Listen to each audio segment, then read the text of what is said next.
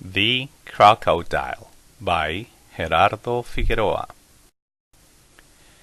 In a riverbank, after the rain season, a crocodile mother was busy taking care of her recently hatched babies. Every day, their mother brought fresh meat to eat that she caught by the river. One day, when mother came back from hunting, she found her now young crocodiles hunting insects, all of them except for one, Poroso. Poroso was playing around and trying to launch his body into the air. Mother pulled Poroso aside and asked him if he had already finished hunting insects. "No, mother," replied Poroso. "I don't like hunting," he said. Mother got worried. Who had ever heard of a crocodile that does not enjoy spending the day for the right moment to catch its prey? Mother thought.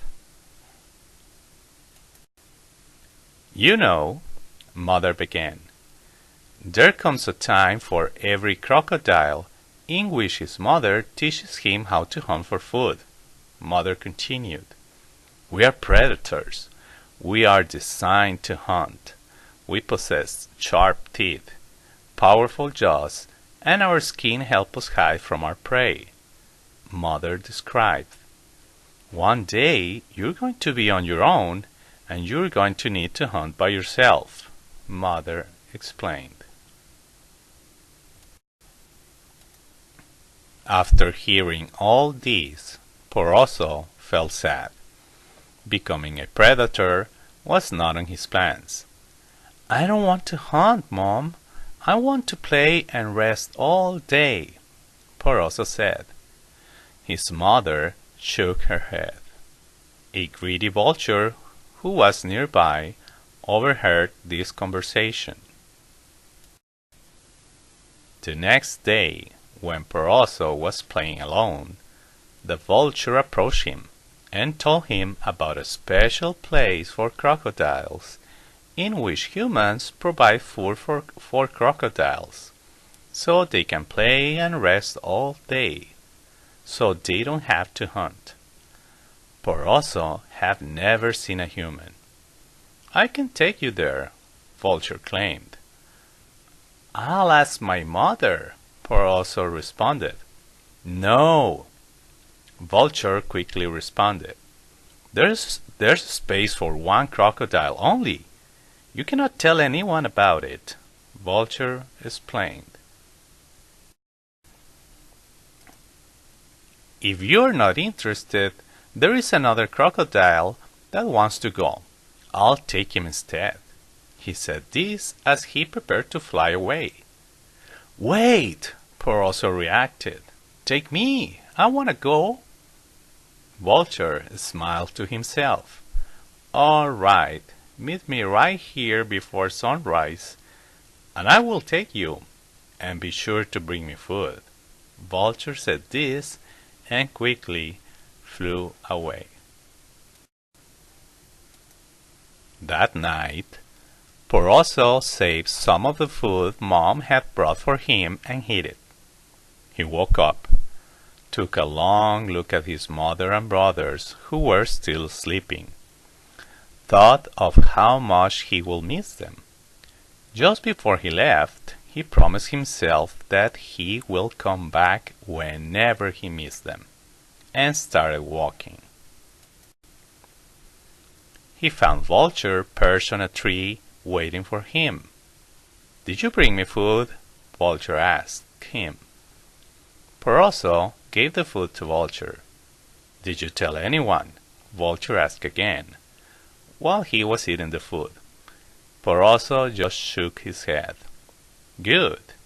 Then let's go." Vulture spread his wings and started flying. Poroso followed silently from the ground. After a long walk, they reached a place that was surrounded by a tall fence. "This is it," Vulture proclaimed. The humans are going to give you food and you'll never have to hunt again. When Vulture finished saying this, a big man with a long beard opened the gate, allowing Peroso inside. When he crossed the gate, the man quickly locked it. Then the man offered Peroso frog meat, his favorite.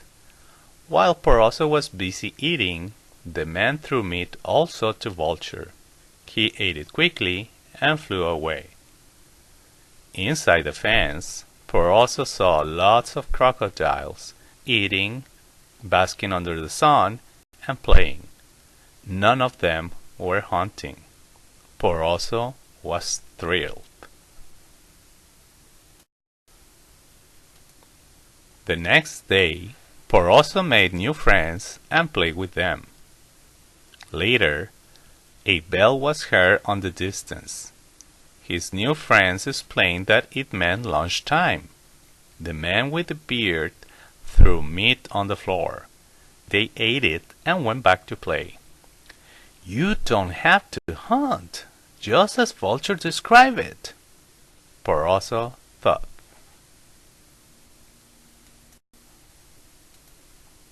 Several days passed. Peroso was looking for his friends and started thinking of his family, when all of a sudden he saw Vulture perched on a tree. He asked him how he could go back to see his family. Vulture quickly flew away. An old chameleon was close by and overheard Peroso. He asked him if he knew what kind of place he was. Peroso shook his head. This is a crocodile farm, declared Old Chameleon. Peroso didn't know what a crocodile farm was. These people will give you food and shelter, but when the time is right, they will sell your skin, explained Old Chameleon. Who needs a crocodile skin? Peroso asked confused. The farmers sell crocodile skin so other people can make fancy handbags, belts, wallets, and even boots and shoes that humans like to wear, concluded Old Chameleon. Peroso was scared. He decided he would not end up as a piece of clothing. He needed to escape immediately. He tried to go under the fence. It was sharp and spiky. He tried to go over the fence. It was too tall. He tried the gate. It was locked. There was no way out. You're wasting your time. The humans built the fence so crocodiles cannot escape, Old Chameleon pointed out. That night, Peroso began to cry. Old Chameleon had never seen crocodile tears. He tried to make Peroso feel better, so he climbed on Peroso's back. Later, the farmer's curious milking cow stepped out of the barn. She had never seen crocodile tears either, and after some hesitation, came closer to the scene. When Peroso was tired of crying, the three animals stayed real quiet and still. Finally, they all fell asleep under the bright light of the full moon. Maybe it was that a chameleon was sleeping on top of a crocodile, or that a cow did not fear a crocodile. Maybe it was the full moon, or maybe all. But that night, Peroso's skin changed.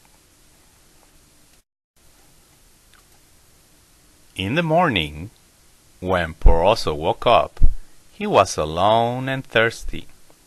He walked to the pond and gargled some water. When he finished drinking, He quietly stared at the clear water. It took him some time to realize that his skin now looked the same as the milking cow that spent the night by his side. Poor Oso smiled victoriously and thought, "Now I'm saved." Later, when the man with the beard rang his bell, poor Oso hurried in a high walk.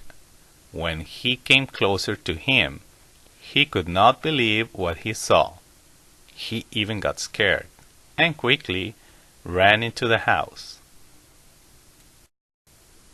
Inside the house, when he was able to catch his breath, he told his wife, "I don't know how or what happened, but the new crocodile skin looks like a milking cow," he explained.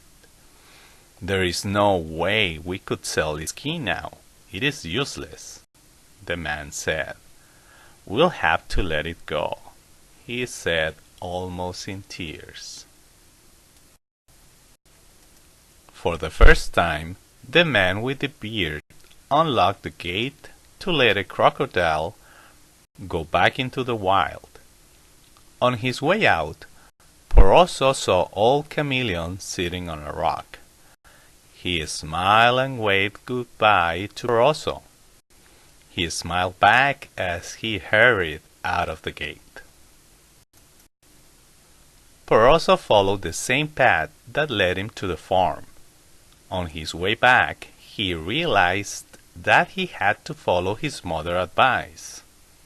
He promised to himself he would learn how to hunt. As he came closer to the riverbank, one of his brothers saw him walking, gazed at him, and reported to everyone the strange-looking crocodile.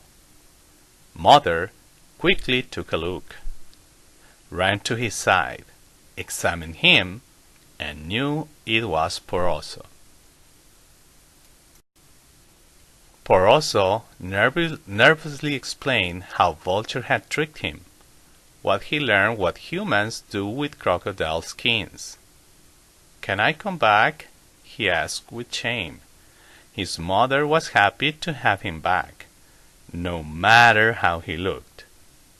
With great guilt, he asked his mother, "Can you teach me how to hunt?" His mother replied with a grin, "I will be more than happy." From that day, poor Oso learned how to ambush his prey.